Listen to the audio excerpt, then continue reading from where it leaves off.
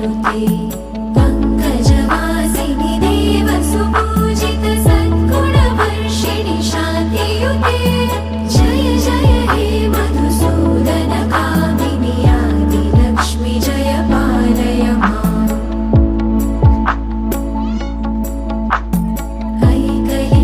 ऐकैकल्मषनाशिनि कामिनि वैदिकरूपिणि वेदमये क्षीरसमुद्भव मङ्गलरूपिणि